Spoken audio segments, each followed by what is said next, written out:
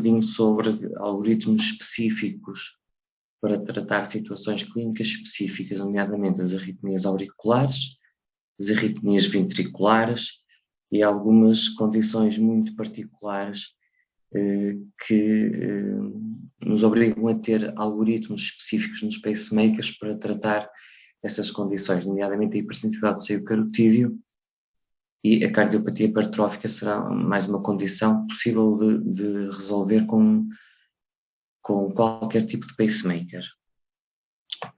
Portanto, vamos começar pelas arritmias auriculares. Portanto, começamos pela mais frequente na população, que é a fibrilhação auricular. Será a arritmia que maior incidência tem na população idosa e que com o aumento da idade a sua incidência vai aumentando cada vez mais. E porquê que se torna importante? Pelo elevado risco tromboembólico que esta arritmia tem. E, portanto, isto motivou a criação de algoritmos muito específicos nos pacemakers, uma vez que é a arritmia mais prevalente numa população que é aquela onde se implantam mais dispositivos. E, portanto, em que é que se baseia a tentativa de tratar as fibrilhações auriculares? Fazendo uma coisa que se chama overdrive pacing. Overdrive pacing significa que nós estimulamos a aurícula, nomeadamente a aurícula direita, a frequências preferencialmente superiores à da arritmia detectada. Portanto, daí a designação de overdrive, portanto, estimulação a frequência superior à arritmia. E, portanto, isto não é nada muito novo, muito inovador. Na realidade, são tecnologias com muitos anos já, algumas décadas de evolução. E, portanto, vamos tentar ver como é que elas funcionam e de que forma é que nos conseguem ajudar no diagnóstico e no tratamento desta arritmia.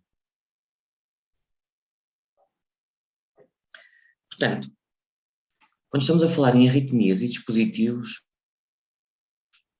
o que é importante para o dispositivo é capacidade de monitorização constante do ritmo, capacidade de detectar ritmos anómalos, sejam eles fibrilhação auricular ou só uma taquicardia auricular muito rápida ou flutter auricular, aplicar critérios de tratamento e, uma vez revertido ou não, manter um ciclo de monitorização, novamente terapias e, portanto, tudo nos pacemakers se baseia nisto, que é constante monitorização e resposta a falhas de ritmo ou presença de arritmias. E, portanto, este vai ser um modo de funcionamento para qualquer tipo de algoritmo que esteja presente para tratar arritmias, sejam elas auriculares, ventriculares, sempre fazer isto, monitorizar, detectar, tratar, continuar a monitorizar até um novo evento. Portanto, como é que os pacemakers então analisam estas alterações do ritmo auricular? Vamos ver aqui uma coisa, eletrocardiograma normal. Quando temos um pacemaker dupla câmara e se estamos a falar de arritmias auriculares, pelo menos tem que ser um pacemaker com sonda auricular, portanto um câmara única auricular ou um dupla câmara. E o que é que o pacemaker vai fazer?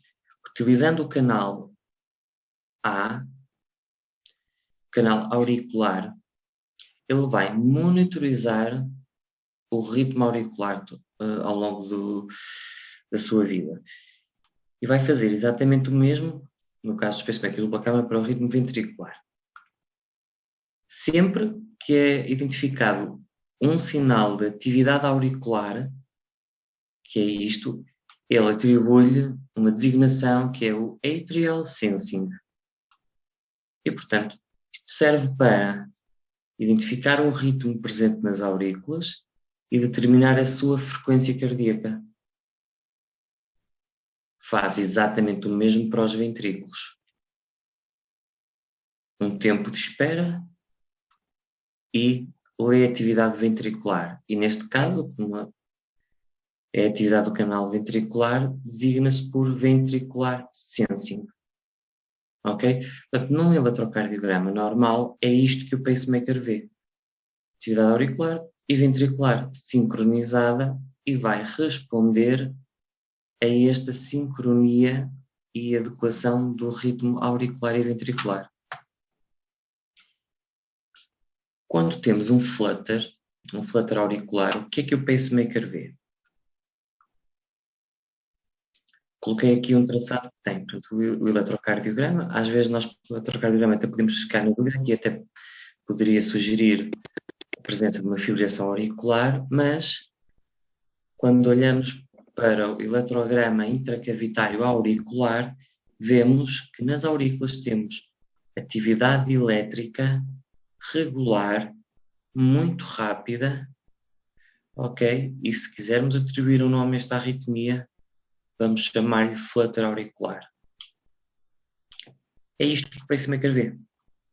É com base, agora, nesta variação da frequência auricular, que ele vai determinar se cumpre critérios para aplicar uma terapia ou não. Vamos ver como é que é no caso das fibrilhações auriculares. Reparem que no ECG não há dúvidas, tem fibrilhação auricular. E vejam agora o canal auricular. O que é que ele vê? Atividade auricular rápida, de amplitudes variáveis, portanto muito desorganizada. E no canal ventricular a presença de ritmo próprio, irregular, mas a uma frequência adequada. Portanto, aqui estamos perante uma situação de fibrilhação auricular, ritmo auricular rápido, desorganizado, de amplitudes variáveis.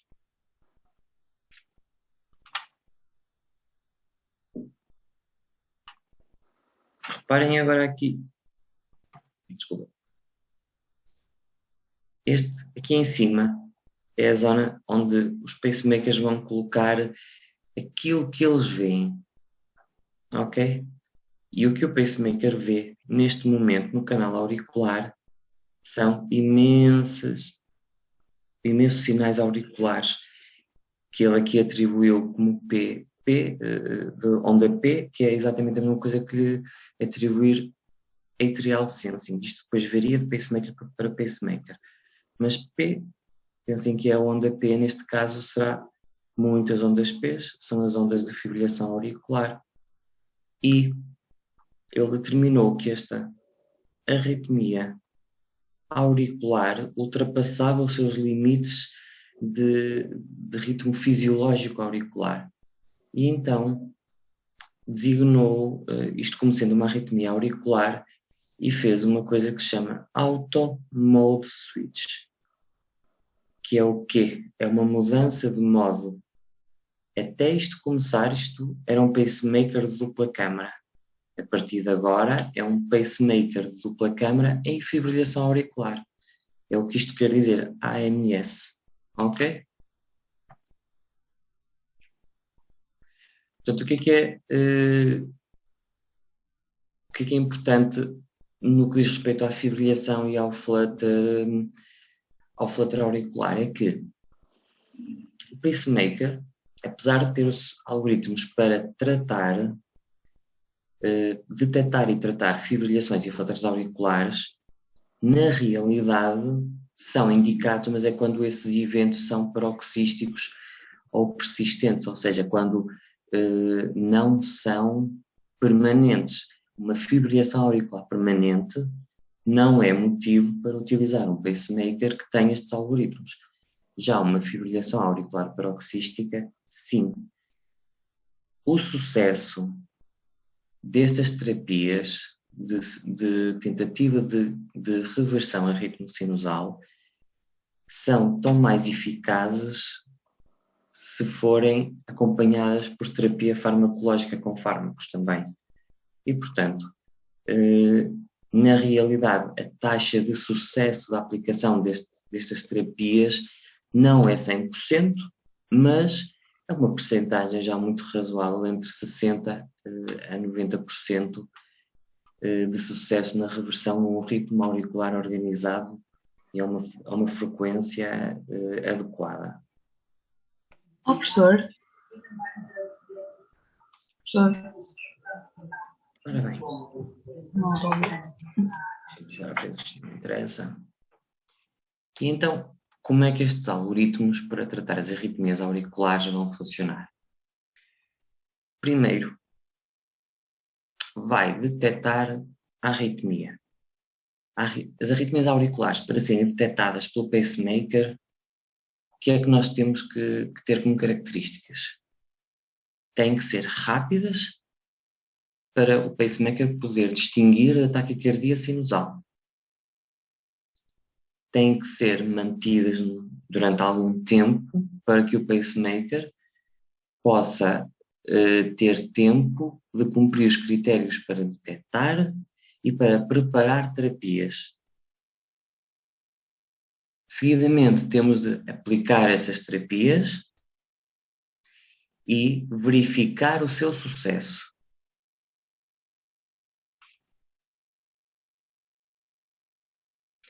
Mariana, podes falar? Professor, era eu. O professor não está a ouvir. Eu levantei a mão que era para ver se o setor verificava isso.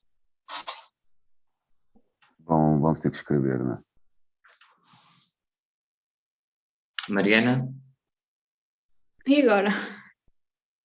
Eu estava aqui com um problema. Eu tinha o som cortado, por isso é que eu não vos conseguia ouvir. Pronto, era isso que eu queria dizer. Obrigado. Professor, mas eu tinha uma dúvida. Eu comecei a falar e o professor não respondeu, então nós percebemos que o professor não nos está a ouvir. Não Isto tem é problema. sábado de manhã, sabem como é que é? Isto é muito difícil ao sábado.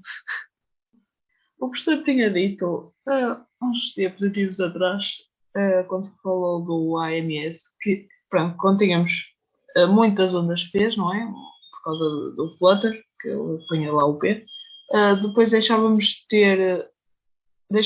ter a função dupla câmara e passava aqui. Era neste caso aqui. Sim. Portanto, quando o pacemaker detecta que está numa arritmia auricular, ele ativa este modo que se chama Auto Mode Switch. Então, o que é que ele faz? Ele dissocia a aurícula do ventrículo até decidir o que é que vai fazer.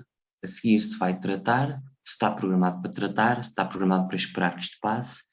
Portanto, dissociar, ou seja, vai manter o ritmo ventricular estável, mas vai-se manter sempre a monitorizar a aurícula.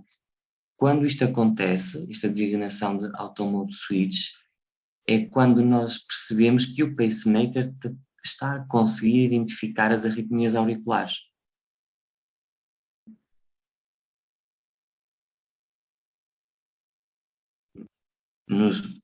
Isto acontece em todas as arritmias auriculares que sejam rápidas e que ultrapassem as frequências máximas que estão programadas, ou melhor, que ultrapassem a frequência mínima que está programado para detectar. Por exemplo, eu posso dizer ao pacemaker que sempre que tenha uma arritmia auricular superior a 160, que considere que se trata de uma taquiarritmia auricular, seja ela FA ou flutter.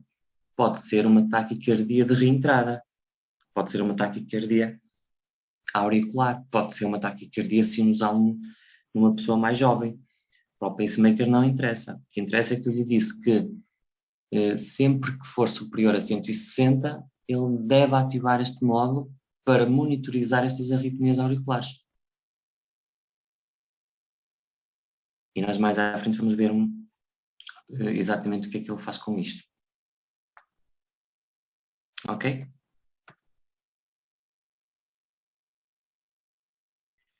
Portanto, estávamos aqui. Aplicação das terapias depois de aplicar a terapia, o pacemaker tem sempre de confirmar o sucesso e depois, das duas uma, ou teve sucesso e retoma a sua função normal, ou então não teve sucesso e vai voltar a reintervir na tentativa de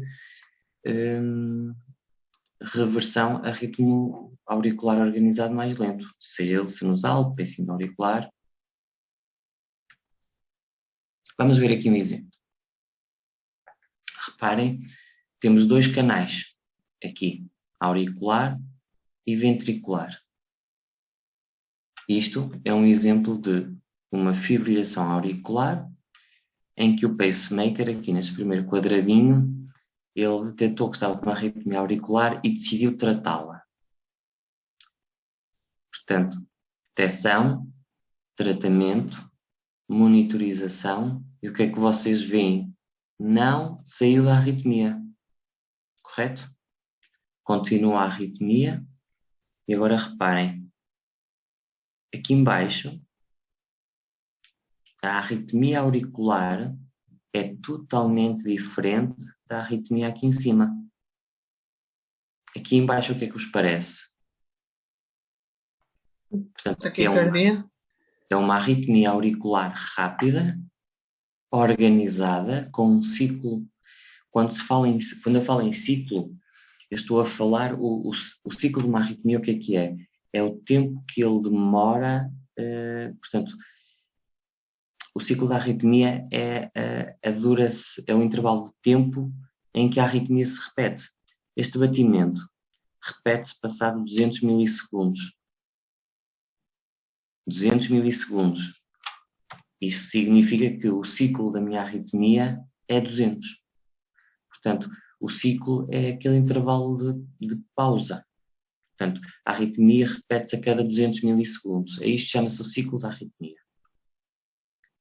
Portanto, qual é a arritmia auricular que tem ciclos assim rápidos, com sinais bem identificados, regulares, de boa amplitude? É o flutter, correto? Aqui em cima, sinal de amplitudes variáveis, ciclos variáveis. Este aqui é um ciclo mais curto que este. Este é um ciclo ainda mais curto do que este. Portanto, aqui estaríamos perante uma fibrilação auricular. Aquilo que nós vemos no ECG de superfície, agora temos de começar a ver no ECG intracavitário, que é isto. Isto são múltiplas ondas P a frequências muito variáveis, portanto, que constituem a fibrilação auricular. Eu posso fazer uma questão? Sim. Então, é possível, com o pacemaker, passarmos de uma FA para um flutter, supostamente? Exato. É? Era isso que eu ia dizer a seguir. Ok, peço desculpa. Então é assim, quando nós tentamos mudar, fazer uma reversão a ritmo sinusal, dificilmente conseguimos fazê-lo com a primeira tentativa. Então o pacemaker muitas vezes faz uma primeira tentativa como fez aqui, mas o resultado é gerar uma arritmia diferente. Que foi o que aconteceu? Estava em fibrilação auricular, fez um tratamento, portanto esteve ali a fazer o chamado overdrive pacing, que vos falava no início, que estimulou uma frequência muito rápida para tentar sobrepor-se ao ciclo da arritmia, que nós vimos que era muito variável, não é? Porque é uma fibrilação auricular, e a arritmia não passou, manteve-se, mas acabou por degenerar numa outra arritmia, que é um flutter. E então agora é assim, é mais fácil interromper uma fibrilação auricular do que um flutter. E, portanto, se estivéssemos em flutter e depois passássemos a fibrilação auricular e depois fizéssemos outra vez terapias, muito provavelmente íamos reverter a ritmo sinusal com alguma facilidade. Neste caso, isto é um daqueles casos em que é mais difícil, porque é precisamente o contrário. De FA passou para flutter, fez terapias e o que aconteceu? voltou a entrar em fibrilhação auricular e subitamente parou. Pronto. Isto é o normal nos pacemakers. É isto que eles fazem. Detectar, tratar, monitorizar, recidiva, trata outra vez, monitorizar e às vezes passa sozinho, outras vezes passa após as terapias. Mas é isto exatamente que os pacemakers têm que fazer para tratar qualquer tipo de arritmia. Mas isto também se aplica aos ventrículos, ok? Nós vamos ver à frente. Mas nas aurículas é assim que isto se processa. Vamos ver agora aqui em cima a informação que os pacemakers nos dão. A ATP designa uma terapia para tratar arritmias auriculares. Portanto, reparem que são distribuídos as arritmias pelos ciclos que têm, portanto, ciclos entre 100 e 149 milissegundos, 200, 249. Portanto, quanto maior este ciclo, significa que mais lenta é a arritmia e, portanto, o pacemaker... Deixa-me tirar isto aqui da frente. Este pacemaker, por exemplo, diz-nos aqui que detectou, portanto, 114 arritmias auriculares e aplicou 115 terapias para tentar revertê-las a ritmo sinusal ou a um ritmo auricular organizado.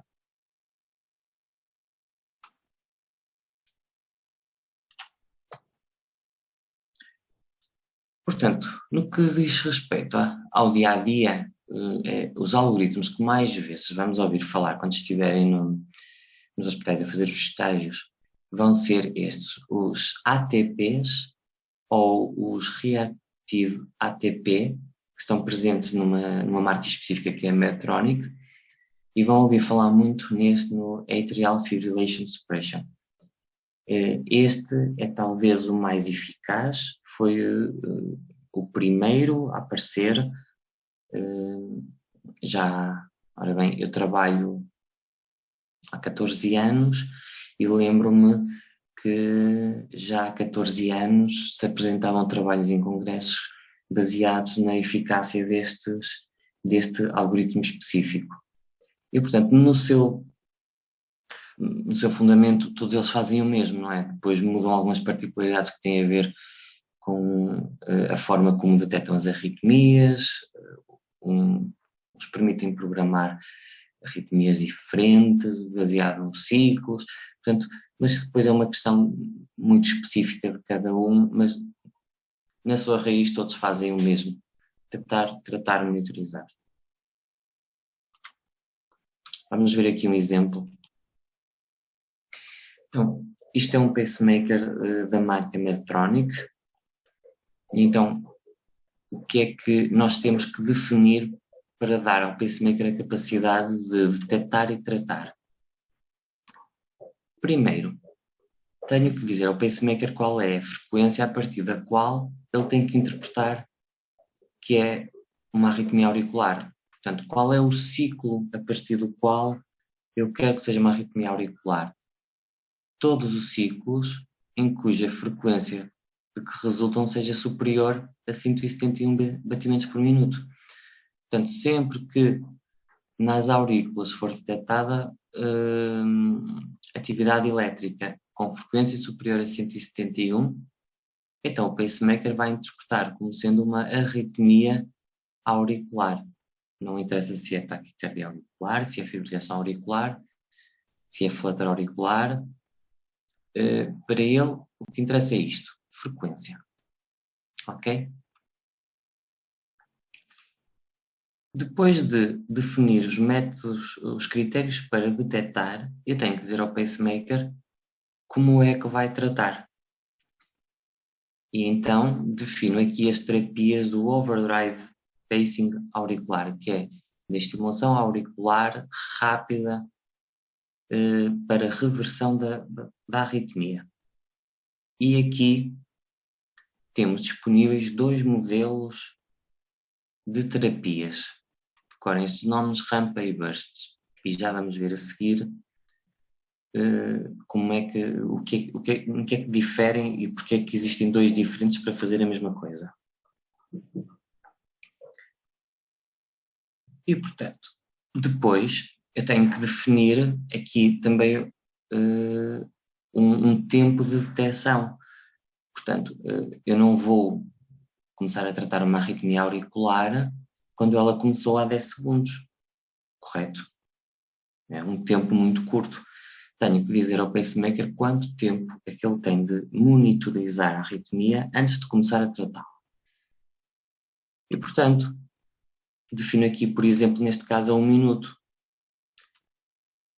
Quanto maior for este intervalo, portanto, quanto mais tempo eu demorar a detectar, ou melhor, demorar a tratar a arritmia, portanto, menor vai ser a eficácia do tratamento. Eu sei que quanto mais tempo eu deixar perdurar, mais difícil vai ser revertê-la.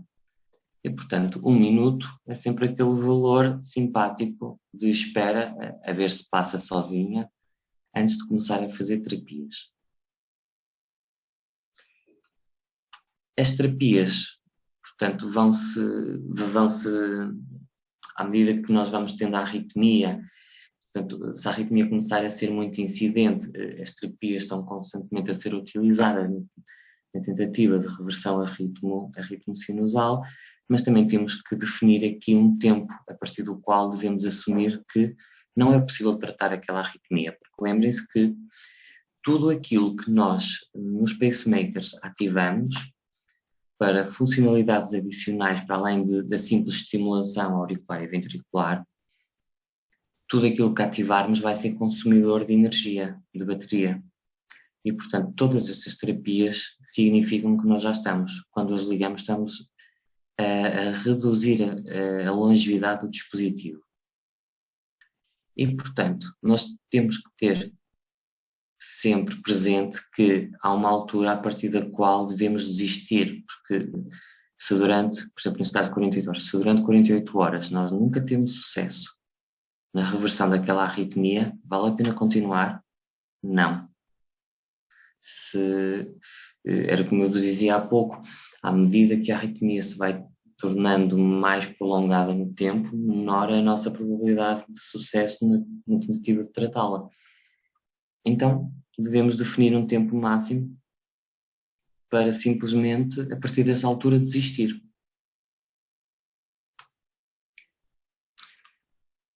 Vamos ver mais alguns casos de diagnósticos, que é para vermos aqui exatamente o que é que o pacemaker depois nos mostra, para nós vermos a importância, portanto, a importância destes algoritmos e especialmente da monitorização. Tal, lembra-se do Auto Mode Switch, que vos falava há bocadinho, está aqui, um resumo. Mode Switch. Este pacemaker registrou 20 dias com a ativação deste algoritmo que nos permite dizer que esteve numa taquiarritmia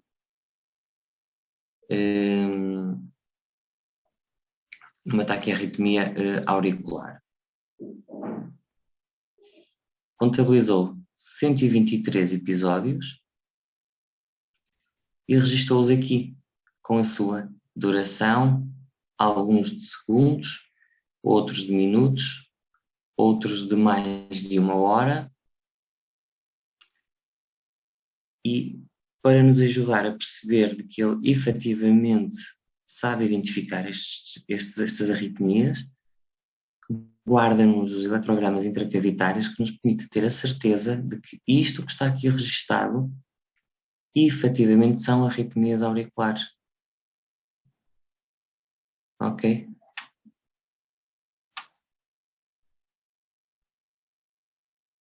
Professor, Sim. só uma coisa, não é dúvida, só para avisar que a reunião está quase a ir abaixo, para o professor depois Está. parar. Deixa-me ver o que é que vem a seguir. Sim. Diz-me.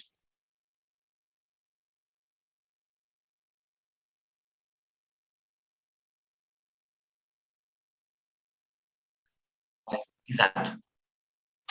Vamos ver. Sim, vamos ver aqui atrás. Eu já te mostro aqui. Nós, quando olhamos para o eletrocardiograma, nós vemos isto, correto? Onda P, intervalo PR, QRS, ST, onda T. Quando colocamos as sondas dentro do coração, o que nós vemos são estes sinais. É isto. O A é da aurícula e o V do ventrículo. Então, cada sinal que nós identificamos no ECG de superfície, a tradução elétrica pelo eletrograma intracavitário, que é o ECG intracavitário, é só isto. Tipo, onda P. Então, temos aqui a onda P, no ECG de superfície, dentro da aurícula, a onda P corresponde a isto, a este sinal. Portanto, isto é o nosso eletrograma intracavitário. Só vê isto. A seguir temos o QRS. O que é que o pacemaker vê? No canal ventricular, esta atividade elétrica. Isto é o QRS. Ok? O tempo que demora desde o sinal auricular até ao ventricular, que é, o pacemaker aqui, por exemplo, definiu que é 281 milissegundos, corresponde ao nosso intervalo PR. Ok? O tempo que vai desde a atividade auricular até ao ventricular. O tempo, a frequência com que ocorrem os estímulos auriculares define-nos a nossa frequência sinusal. O tempo que demoram a ocorrer estes estímulos ventriculares define-nos a nossa frequência ventricular. Portanto, isto é o que o pacemaker vê, e são os sinais intracavitários, e é nisto que o pacing e a eletrofisiologia se baseiam, porque é isto que nós vemos lá dentro. Portanto, não interessa o que vemos à superfície, interessa o que vemos lá dentro.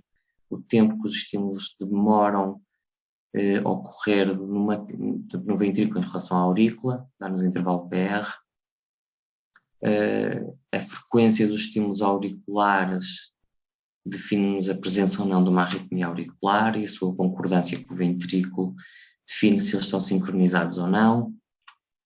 E, portanto, o pacemaker vê algo mais simples do que aquilo que nós vemos no ECG de superfície.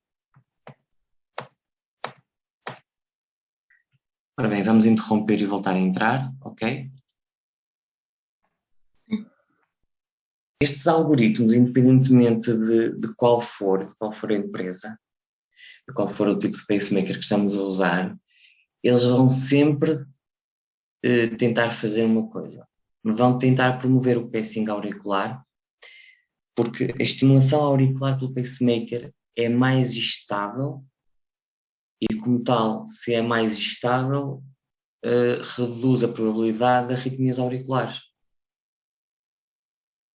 Portanto, estabilidade elétrica, neste caso, no caso das taquicardias auriculares, a estabilidade elétrica reduz a probabilidade de ter uma arritmia auricular. Já a instabilidade, por exemplo, a presença de muitas extracístoles auriculares, vão aumentar a probabilidade de desencadear uma arritmia auricular, seja ela fibrilhação, taquicardia auricular incessante, flutter auricular.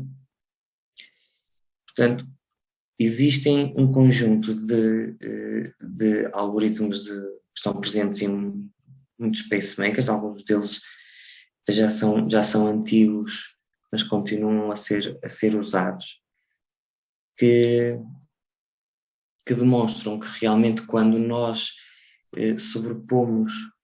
nos sobrepomos ao ritmo auricular utilizando o pacemaker, ao ritmo sinusal, neste caso, que nós conseguimos prevenir muitas arritmias. Mas a verdade é que no nosso dia-a-dia nós devemos fazer precisamente o contrário, que é promover nos pacemakers a utilização do ritmo próprio, porque é muito mais fisiológico. E, portanto, guardamos estes algoritmos para quem tem mesmo arritmias auriculares importantes. Caso contrário, há aqui uma dualidade, que é devemos estimular mais a aurícula para estabilizar e prevenir FA, mas, por outro lado, do ponto de vista de ser mais fisiológico, promover o ritmo próprio auricular é muito mais benéfico. Então, a gente guarda um bocadinho estes algoritmos para aquelas pessoas que têm registadas arritmias auriculares, e nós vamos então tentar fazer com que tenham cada vez menos arritmias. Não vamos utilizar estes algoritmos naqueles indivíduos que colocam um pacemaker por bloqueio auriculoventricular completo, por exemplo, e que nunca tiveram um registro de uma arritmia auricular. Portanto, para esses, vamos esperar que um dia tenham. Enquanto não tiverem, não usamos nada disto.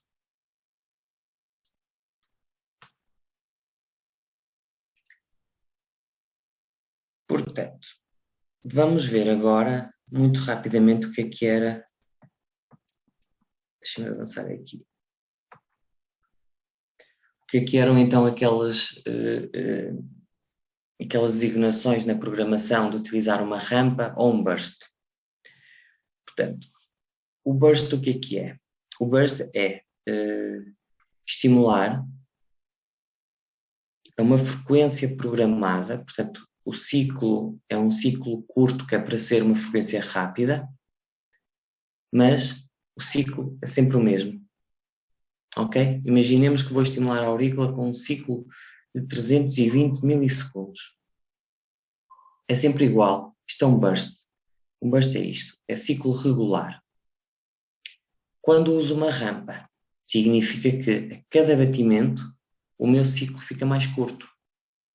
Ou seja, eu vou batimento a batimento, ou melhor, estímulo a estímulo, vou aumentando a frequência do meu estímulo.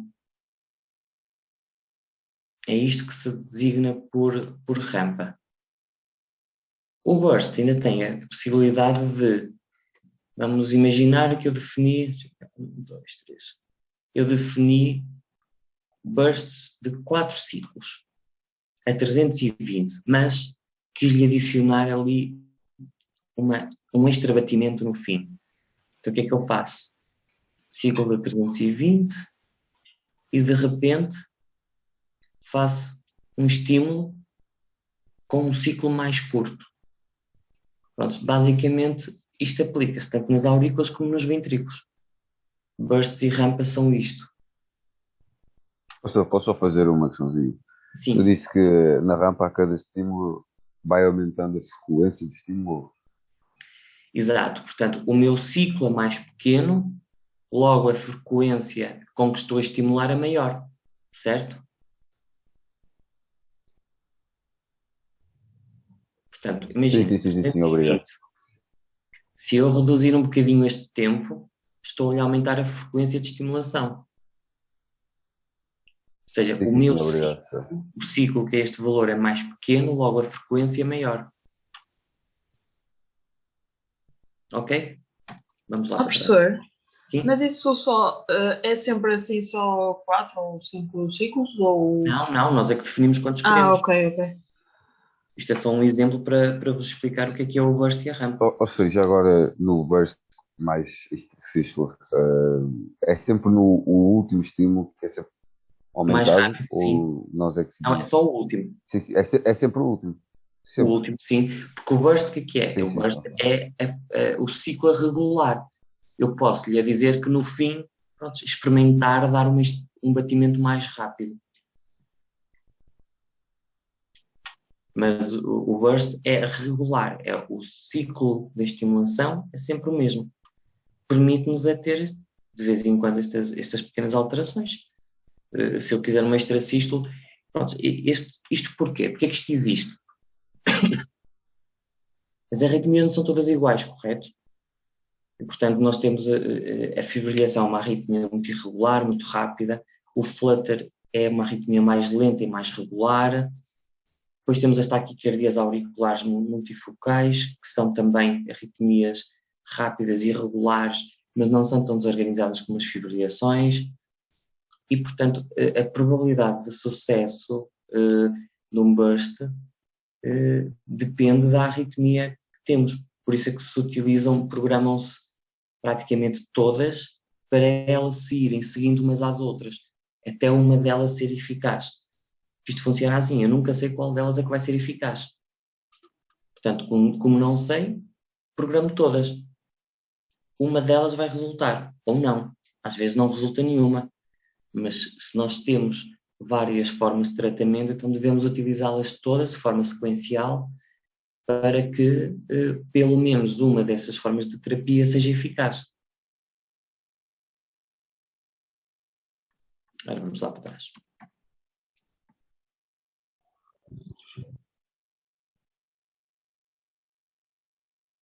Existe. Eu acho, se não me engano, ou a 160 ou 180 milissegundos.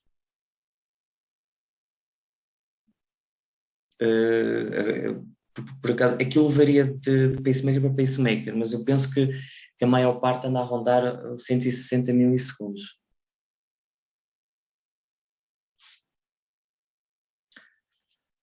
Ora bem, nas aurículas, já vimos como é que funciona. Para os ventrículos, vamos ter algo muito semelhante para tratar as arritmias ventriculares, muito semelhante às aurículas, que são os overdrive pacings, os ATPs, da mesma forma os bursts e as rampas, ok? Para tratar as arritmias ventriculares. Mas, adicionalmente, vamos ter terapias de cardioversão e de cardiodesfibrilhação.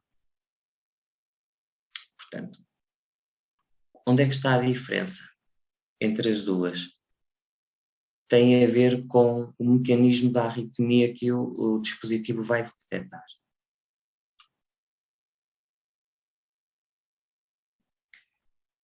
Já vimos que para a aurícula é relativamente simples perceber se estamos perante uma arritmia auricular ou um ritmo auricular organizado a uma frequência adequada, porque a gente só tem que definir a frequência, certo? Para a aurícula, digo-lhe, a partir de 170 é uma taquicardia ou fibrilação auricular.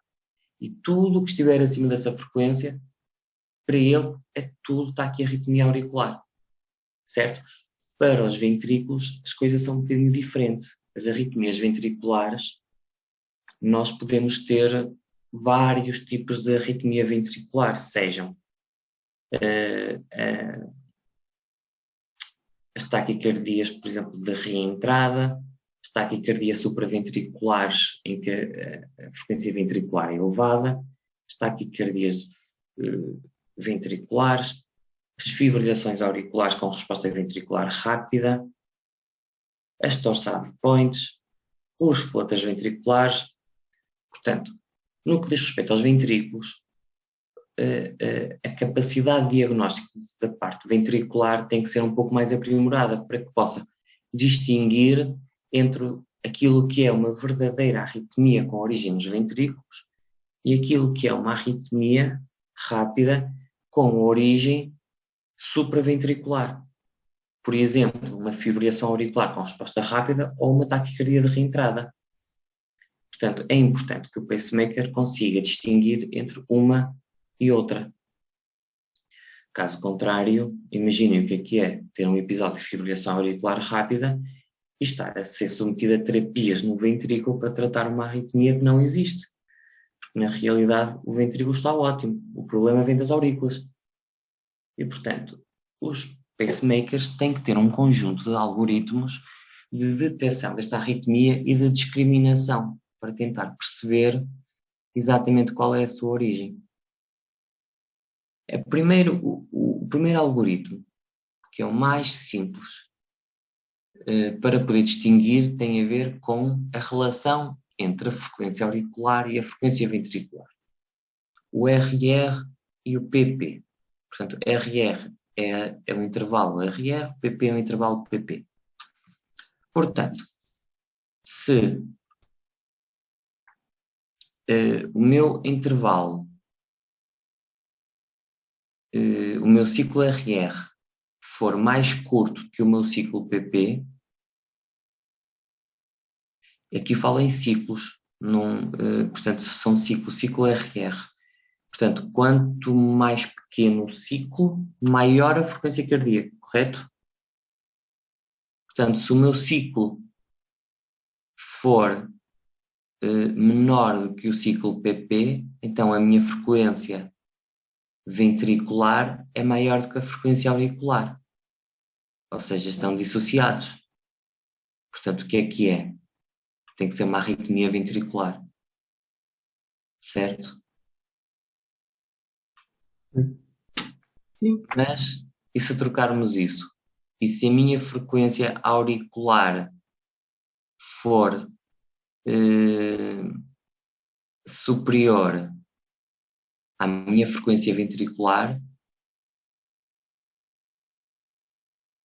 mas com regularidade dos intervalos RR, eu posso ter aqui duas situações, tanto pode ser ventricular como supraventricular. E então, a partir deste momento, quando há estas discordâncias, ou quando o ritmo rápido ventricular tem a mesma frequência que o ritmo rápido detectado na aurícula, começamos a utilizar vários algoritmos por aqui abaixo até ter a certeza se trata de arritmias supraventriculares ou de arritmias ventriculares.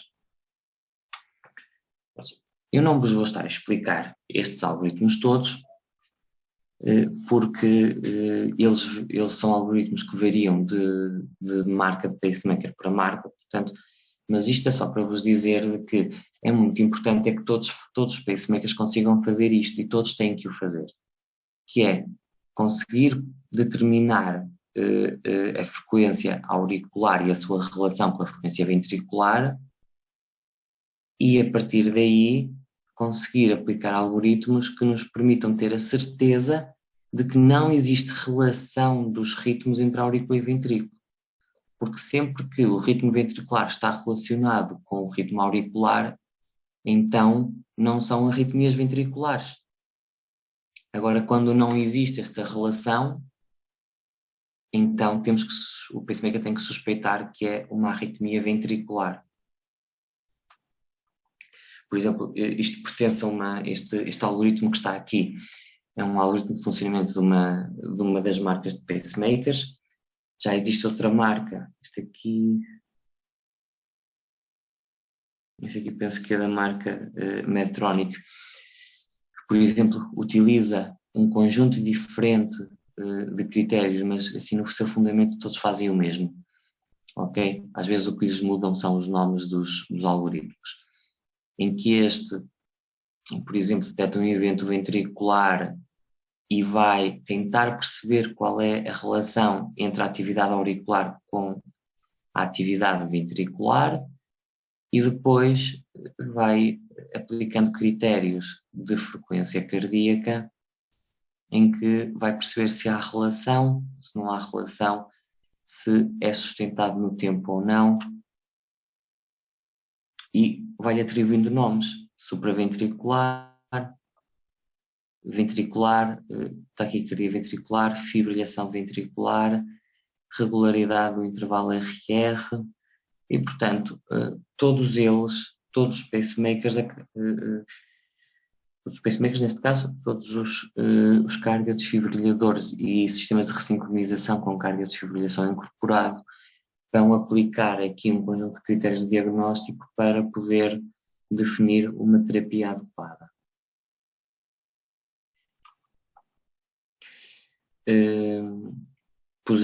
Este aqui se calhar é dos mais fáceis de entender, este algoritmo, em que existem aqui parâmetros que estão relacionados com a forma como as arritmias começam e, portanto, eu sei que quando não existe relação, quando a minha frequência ventricular é superior à frequência auricular e este aumento da frequência ventricular foi muito súbito, então eu posso suspeitar fortemente de se tratar de uma arritmia ventricular.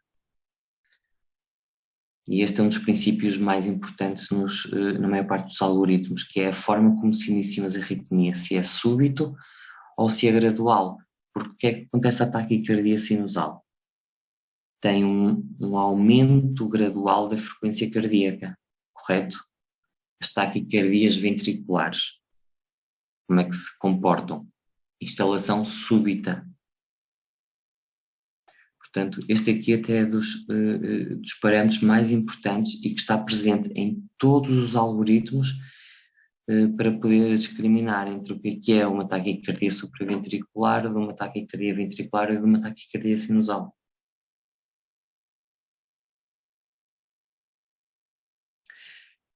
Vamos ver aqui um dos mais frequentes cardiodesfibriladores da dupla câmara, como é que ele nos vai mostrar depois no programador onde é que estão os algoritmos e onde é que estão as terapias que são definidas.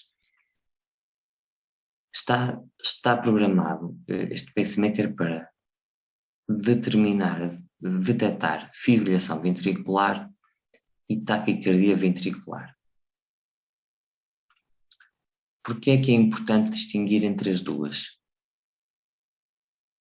Qual é que ameaça mais a continuidade da vida? A fibrilação ventricular, certo? Então, se a fibrilação ventricular é aquela que mais ameaça a vida, então eu tenho que ser extremamente eficaz quando tento tratar uma fibrilação ventricular. Mas a taquicardia ventricular também é importante, correto? Porque uma taquicardia ventricular sustentada no tempo vai degenerar em fibrilação ventricular. Então, em que é que diferem do ponto de vista de diagnóstico para o dispositivo, em que é que elas são diferentes? Nas frequências. As fibrilações ventriculares são arritmias muito rápidas. Ok?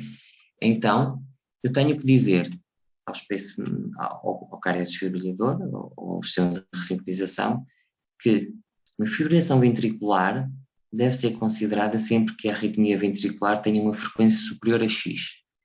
Neste caso, eu determinei que era superior a 188.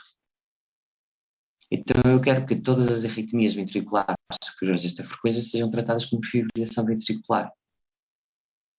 Mas quero que entre 167 e 188 sejam consideradas taquicardia ventricular.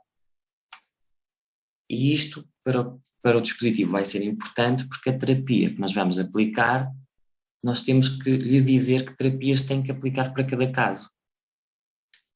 E então, se a fibrilação ventricular é uma arritmia que ameaça mais a vida, então eu devo ser mais agressivo nas terapias e devo aplicar logo choques de alta energia.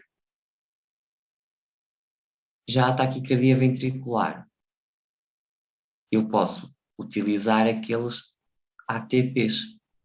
Por exemplo, neste caso, defini um burst. E posso utilizar a seguir choques de energia baixa. Reparem que para fibrilação ventricular 35 joules, para taquicardia ventricular 20. Aqui está a diferença entre cardiodesfibrilação de cardioversão. Eu faço cardiodesfibrilação de uma fibrilação ventricular e faço cardioversão de uma taquicardia ventricular.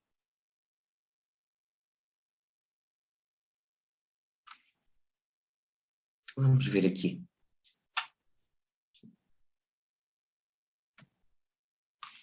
Deixa-me ver que horas são.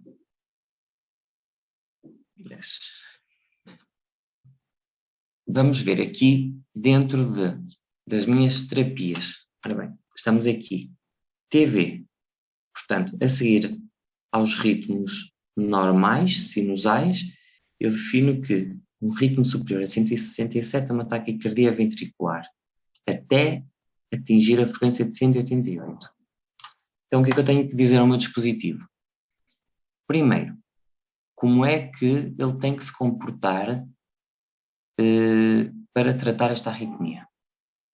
Então, eu quero que, se ele detectar uma taquicardia ventricular, eu quero que ele comece por tratar com bursts. Se não funcionar, quero que ele trate com rampa. Se não funcionar, existe outra modalidade que é a rampa mais, que são os extra estímulos também na rampa. Se não funcionar, vamos para as cardioversões. Ok? Eu tenho que definir sempre para cada terapia de burst ou rampa quanto tempo é que está a decorrer esta terapia, portanto, quantos ciclos, quantos pulsos é que tenho que dar a cada terapia. E é isto que está aqui. Há bocadinho, quando me perguntavam se era só 3, 4, não, é os que eu quiser. É o tempo que eu quiser que ele esteja a fazer este tipo de terapias.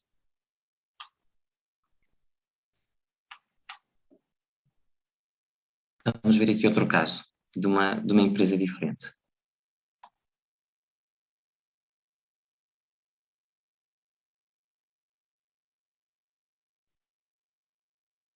Sim, é. Frequência maior. Ciclo mais pequeno significa frequência maior. Portanto, eu vou-lhe aumentando. Eu estou basicamente aqui a dar terapias cada vez mais, com frequência cada vez maior.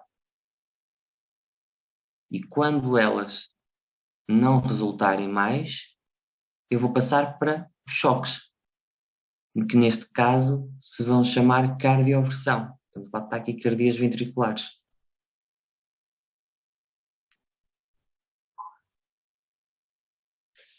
Vamos ver aqui outro caso.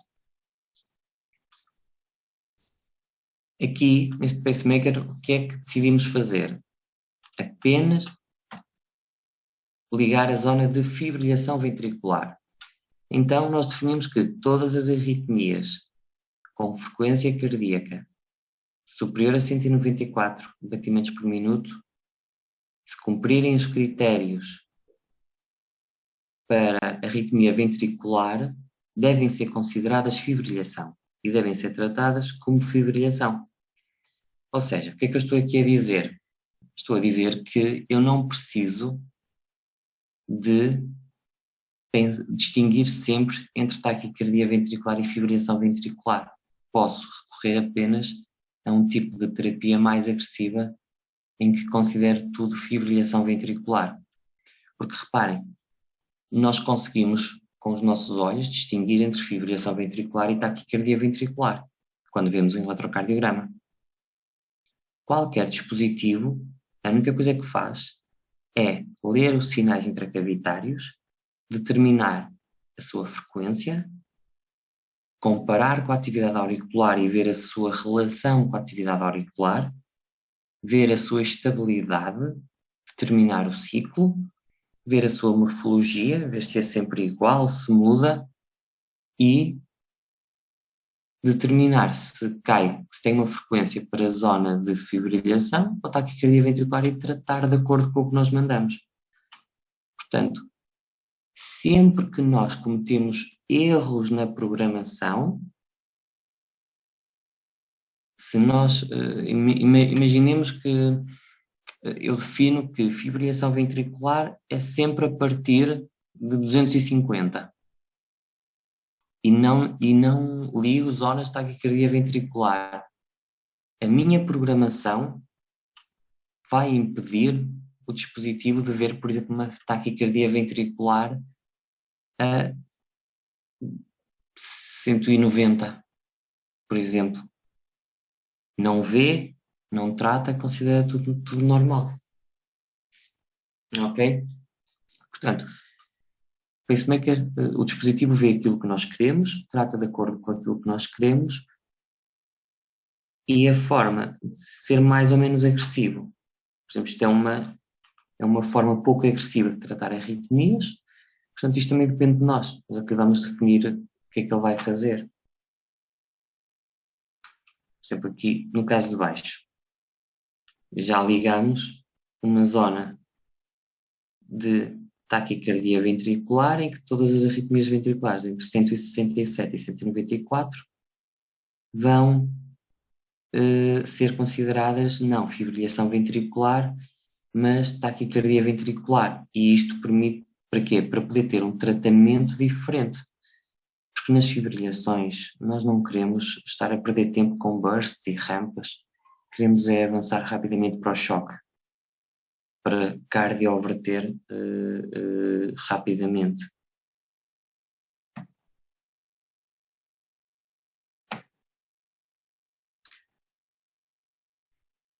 Ora bem, vamos fazer uma pausa de 15 minutinhos.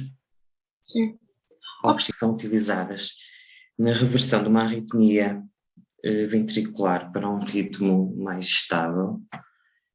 Portanto, o ATP, portanto, é uma tentativa de estimular uma frequência superior à frequência da arritmia para tentar reverter a arritmia. É frequentemente utilizada enquanto estamos na fase que estamos a preparar o desfibrilhador para fazer cardioversão. E, portanto, o que é que acontece? Temos o início de uma arritmia e qualquer dispositivo tem que ter um tempo para a detectar e para lhe atribuir uma designação de arritmia ventricular. E faz terapia com ATP, uma frequência elevada, e podem acontecer duas situações. Ou resulta, e temos reversão do ritmo, ou então não resulta e temos uma nova arritmia. Ou melhor, não temos uma nova, temos uma continuação da arritmia. E o que é que o pacemaker faz? De acordo com as programações que lhe fizemos, vai continuar a aplicar aquelas terapias todas que estavam definidas até ou reverter ou precisar de choque. Portanto, isto é o ATP. Professor, Sim? mas por exemplo, imagina que o professor tinha dado o exemplo que era primeiro era o burst, depois a rampa mais, depois choque, choque, choque. Imagina que chega ao final desse terceiro choque e mesmo assim não conseguiu reverter. Exato, era isso. O que é que acontece? Volta ao início ou tipo ele Não. desiste? E a pessoa fica com o ritmo com que está. E não volta a tentar passado X tempo? Não. Ok. Ou seja, quando estamos perante uma fibrilhação ventricular em que são esgotadas as terapias todas e não houve reversão do ritmo, deixamos a pessoa continuar em fibrilação ventricular. Sim, é mesmo isso que estão a pensar. A pessoa morre, porque acabaram as terapias e não teve sucesso. Vamos passar à cardioversão. Portanto, a cardioversão, o que é? Portanto, é uma terapia utilizada nas taquicardias ventriculares, porque a taquicardia ventricular difere das fibrilações ventriculares em que, no facto de existir uma regularidade do seu ciclo, que nos permite identificar um ponto fulcral para tentar fazer a cardioversão. Daí o ser sincronizado. Por exemplo, vejam este caso. Temos um EGM intraventricular, portanto, o eletrograma intracavitário ventricular, que determinou que havia uma arritmia com um ciclo de 360 milissegundos, regular, muito rápida, à qual foi aplicada a primeira terapia que estava definida, que era ATP. E que acontece à arritmia? Não resultou, não teve sucesso. O que é que o dispositivo faz? Aplica um choque de alta energia e faz cardioversão da arritmia. Ok?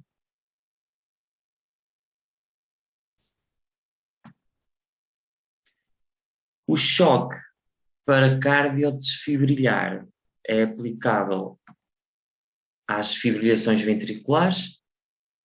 Porquê? Enquanto que aqui eu consigo definir um tempo de repolarização, e, por exemplo, eu se quero induzir uma arritmia ou terminá-la, eu vou dar um choque na fase da repolarização. Aqui é impossível definir esses momentos. Isto são os 3 sinais que nós podemos obter no ventrículo.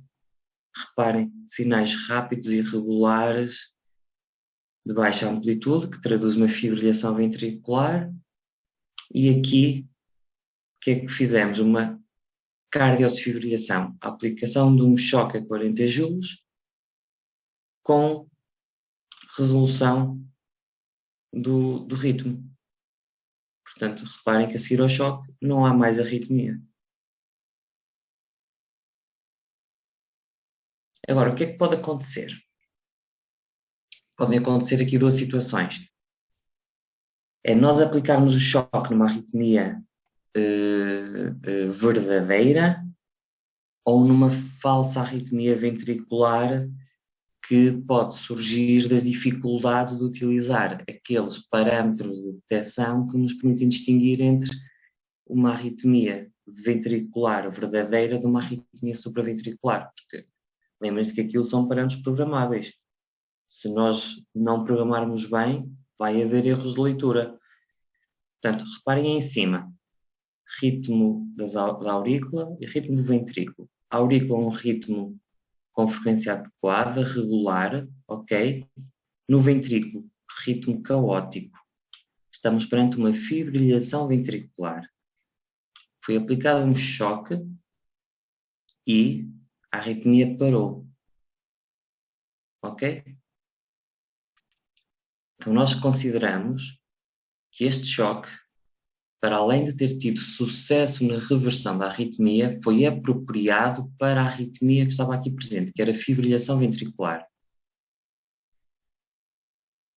Agora reparem neste. Ritmo auricular rápido, dissociado do ventrículo, não é? Mas ritmo ventricular rápido, irregular. E o que é que vocês acham que isto é? Isto é uma fibrilação auricular, não é? Quando olham para a aurícula, ela está em fibrilação auricular.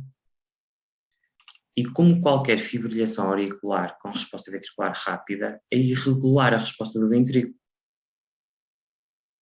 Mas após aplicar todos aqueles algoritmos para discriminar, o cardiodesfibrilador, ou o CRT, determinou que isto era uma fibrilação ventricular. E deu um choque. E manteve-se igual. Portanto, o que é que isto quer dizer? Dei um choque numa fibrilação auricular com resposta ventricular rápida. Precisávamos ter feito isto? Não. Não. Então vamos considerar que foi aplicado um choque inapropriado e a causa é que a arritmia na realidade era uma FA rápida. Isto só aconteceu porque nós erramos na definição dos critérios para distinguir as arritmias. Ok? Portanto, se calhar que é que precisávamos de tornar as aurículas mais sensíveis para perceber que estão em fibrilação auricular e ter mais critérios de discriminação ventricular para ele não se enganar. Atenção, isto é frequente. Choques inapropriados é uma coisa muito frequente. Mas as consequências são muito graves, perdão? As consequências são, primeiro, desculpem, que eu bebi água e engasguei. Primeira consequência é que um choque no ventrículo, quando não há arritmia, pode provocar uma arritmia ventricular. Esse é o primeiro. Segundo, o choque pode provocar, levar a síncope. Portanto, queda, se for a conduzir, pode ter um acidente de viação. E terceiro, isto dói que se farta. Um choque destes acordado é muito doloroso. Portanto, não há nada de bom nisto. Ok. Ora bem, vamos então ver aqui como é que se comporta, assim, de uma forma muito resumida. Reparem naquilo que eu estava a dizer. Taquicardia ventricular, estimulação, portanto, ATP, passou. Taquicardia ventricular, choque na fase final da despolarização e reverteu. Fibrilhação ventricular, o choque aqui é aleatório, é quando cumpre os critérios, porque é impossível distinguir as fases de despolarização e de repolarização. Reversão, é isto que se pretende com os 3 tipos de terapias. Alguma dúvida? Não? Não. Deixem-me só confirmar aqui uma coisinha.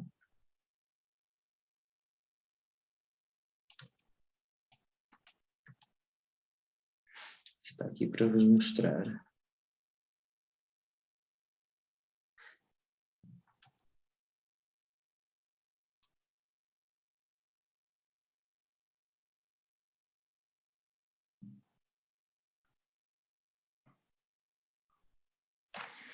Reparem aqui, está aqui.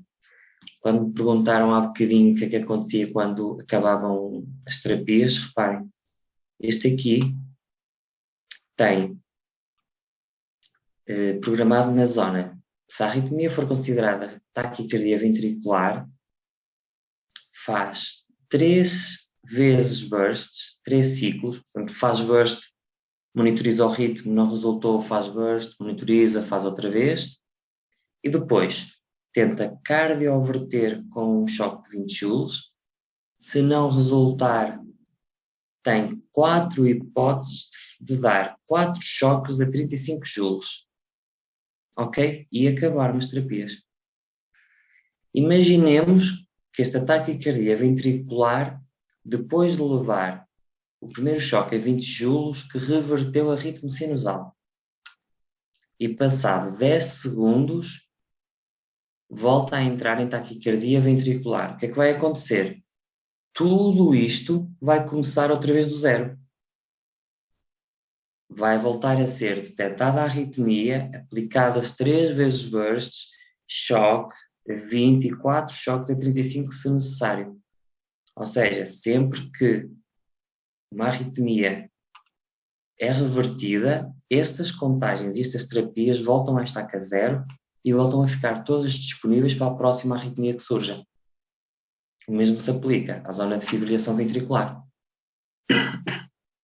Ok? Quando acaba a bateria, não há nada para ninguém.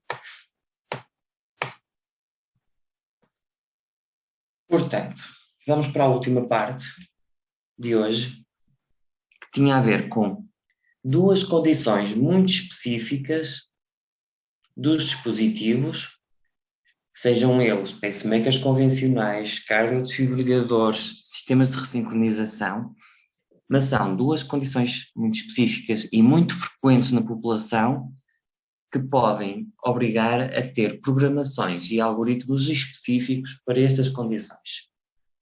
São elas a hipersensibilidade do seio carotídeo e a cardiopatia hipertrófica obstrutiva. Portanto, o que é que caracteriza a hipersensibilidade do seio carotídeo? Exatamente como diz o nome. Ao nível do seio carotídeo, nós temos umas estruturas que têm a possibilidade de sofrer uma sobreestimulação vagal. O próprio toque no pescoço pode ser suficiente quando existe esta hipersensibilidade destas estruturas e podem provocar quedas acentuadas e muito rápidas com a sistolia, quedas da frequência cardíaca, que podem inclusive conter a sistolia superior a 3 segundos, e hipotensão. E, portanto, isto é uma condição que é tratada com um algoritmo muito específico dos pacemakers o que é que pretende fazer o algoritmo? Não vai tratar a doença, vai tratar o efeito que a doença, que a hipersensibilidade do seio carotídeo tem no ritmo cardíaco. Portanto, nós vamos tentar reduzir ao máximo a amplitude da queda da frequência cardíaca, sobreestimulando, de forma a tentarmos manter um bom débito cardíaco por minuto. Isto é um exemplo do eletrocardiograma típico que nós encontramos quando temos um caso de hipersensibilidade do seio carotídeo. Reparem, ritmo sinusal, fazemos estimulação ao nível do pescoço dos seios carotídeos e imediatamente a resposta é a sistolia. Depois vem batimentos de escape, bradicardia sinusal acentuada, e é isto que acontece quando temos este tipo de condição. Como é que os pacemakers nos podem ajudar? Utilizando algoritmos, que são algoritmos que nos permitem detectar que a frequência caiu subitamente e então estimular uma frequência mais elevada do que aquilo que seria o adequado para o momento. Por exemplo, imagina que estamos a ver televisão e subitamente a frequência cardíaca desceu de 80 para a frequência mínima, para 50. Então o pacemaker, para compensar esta queda, por exemplo, neste caso que pus aqui, vai estimular a 90 batimentos por minuto durante 2 minutos. Para quê? Para que esta queda acentuada da frequência cardíaca sinusal seja acompanhada de uma sobreestimulação do pacemaker e a hipotensão seja contrariada, mantendo um débito cardíaco por minuto elevado.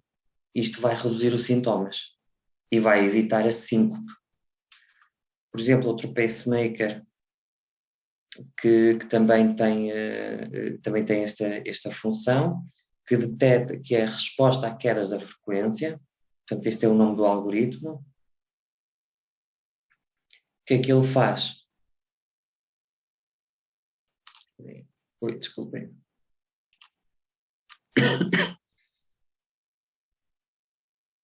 Se houver uma queda súbita da frequência superior ou igual a 25 batimentos por minuto, ele vai estimular a 100 batimentos por minuto durante o tempo que nós definimos, neste caso 2 minutos.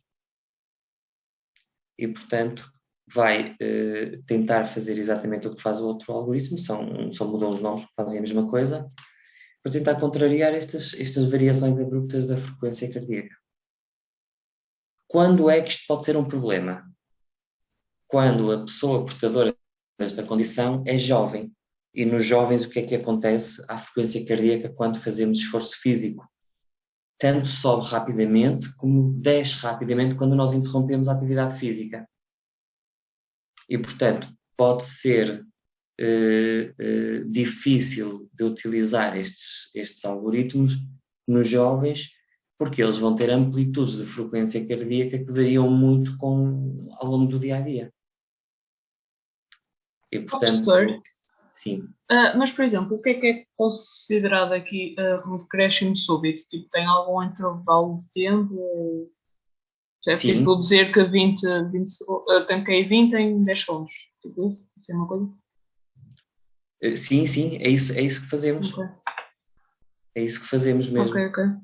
Nós temos que, sim, isto depois depende dos pacemakers. Por exemplo, este da St. Jude não me permite dizer quanto é que caiu. Ele apenas assume que se houver uma queda,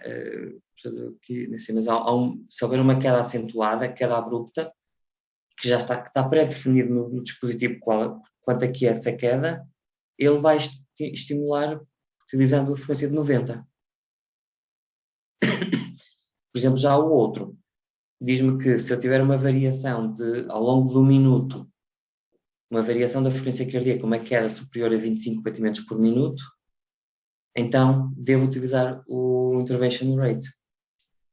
Estimular a 100, mas é durante um minuto, mas eu posso pôr aqui 10 segundos, por exemplo. Então, por exemplo, nos jovens nós deveríamos pôr esse intervalo mais curto por causa disso do esforço. Nos jovens estes intervalos têm que ser, deixa-me pensar, portanto, este intervalo tem que ser muito curto, porque eles num minuto variam muita frequência. Enquanto que o idoso, o coração do idoso demora mais tempo a responder, a recuperar, não é? A baixar a frequência cardíaca. No jovem demora muito pouco tempo. Então estas quedas têm que ter um tempo de detecção ainda mais pequeno. Sim, obrigada. Vamos ver outra condição agora. A cardiopatia hipertrófica obstrutiva. Ok? Qual é o principal problema da cardiopatia hipertrófica obstrutiva? É que a espessura ao nível do septo, quando é muito acentuada, ao nível do septo interventricular, no momento da sístole vai ocluir o trato de saída e, portanto, a velocidade a que o sangue tem que passar naquela zona vai ser muito elevada. Mas eu também sei que quanto menos sangue eu deixar entrar para o ventrículo, menor vai ser a pressão que vou criar. Ok? E então aqui, na cardiopatia hipertrófica, nós utilizamos duas coisas diferentes nos pacemakers para conseguir reduzir ao máximo o efeito que a hipertrofia tem na aceleração dos fluxos ao nível do trato de saída. Uma aceleração acentuada do fluxo, por exemplo, no caso A, no caso B, nós temos aqui uma determinação de 72 milímetros de mercúrio como gradiente basal de uma pessoa que está em repouso com cardiopatia hipertrófica ao nível do trato de saída. Ou seja, quando fizer esforço, o que é que vai acontecer? Este gradiente vai aumentar ainda mais, ao ponto de ocluir o trato de saída e não haver passagem de fluxo. Isso vai levar a sintomas, e o mais frequente é a síncope com o esforço. De que forma é que nós podemos ajudar? Por um lado, está comprovado de que o pacemaker só por si só, se for colocado com uma sonda na aurícula direita e outra no ventrículo direito no ápex, só por aí já é suficiente para ajudar a reduzir o efeito da obstrução ao trato de saída. E o que é que fundamenta isto? É que reparem, por onde é que começa a contração do músculo cardíaco ao longo de um batimento normal? Começa pelo septo interventricular, correto? Então agora vamos-lhe tirar essa ativação, vamos estimular o ápex do ventrículo. Onde é que tudo começa? No ápex. Ao começar no ápex, nós estamos a provocar um fenómeno de torção que vai da zona mais distal, que é o ápex, para a base das válvulas. E, portanto, já estamos a contribuir para reduzir o efeito da hipertrofia no trato de saída. Se juntarmos a isso uma redução do tempo que estamos a encher de forma ativa o ventrículo, e o que é isso?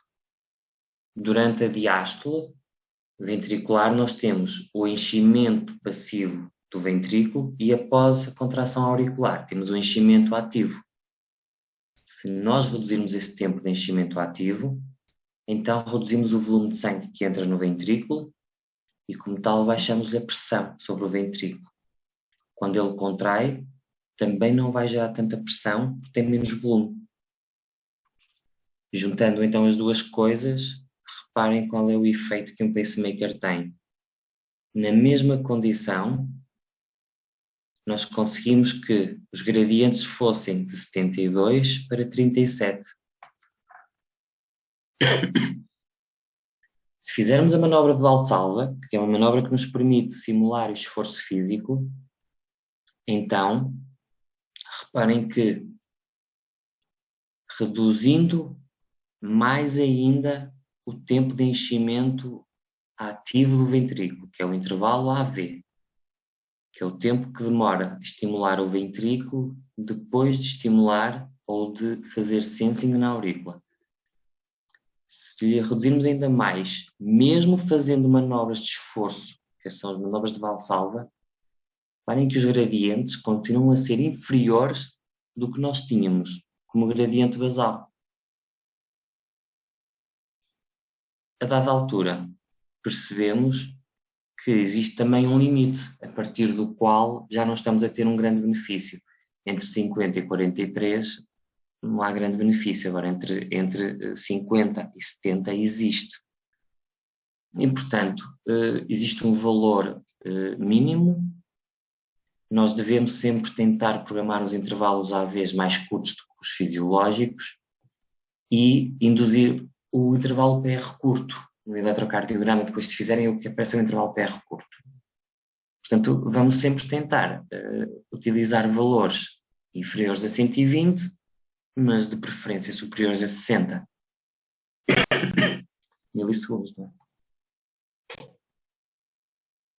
Deixa-me mostrar aqui.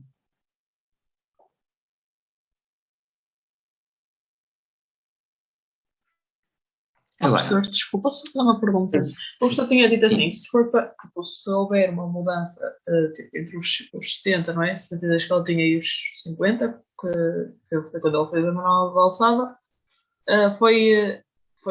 tipo, é importante, é uma coisa importante, não é? Porque é uma diferença significativa. Mas se fosse entre os 43 e os 51, se calhar já não era tanto. Já mas não é tão importante, mas continua a ser uma diferença. Isto para nos dizer o quê? É que nós temos de comparar sempre com a amplitude máxima em repouso antes de alterar o pacemaker. E, portanto, por exemplo, eu aqui no 120 já ficaria contente. O 80 também não está mal, mas o 120 precisamos manter sempre intervalos auriculoventriculares de estimulação curtinhos. Nós temos intervalos normais e depois temos uma coisa chamada adaptação do intervalo AV. Isto significa o quê? Significa que se nós, fisiologicamente, quando aumentamos a nossa frequência cardíaca, o nosso tempo de condução auriculoventricular aumenta e o intervalo PR diminui, então devemos dar ao pacemaker essa capacidade também de o fazer, de ir adaptando com o aumento da frequência e ir reduzindo o intervalo auriculoventricular de estimulação até um valor mínimo. Por exemplo, neste exemplo diz que até 70 milissegundos. E devemos depois fazer o seguinte, utilizar uma coisa que é a busca negativa da frequência, do intervalo AV. Então imagina o que é que o pacemaker faz. A uma dada frequência, ele determina que o intervalo auriculoventricular é 100. Ele estimula a 80 milissegundos de intervalo. A seguir, passado uns minutos, ele vai determinar outra vez o intervalo que está, a frequência já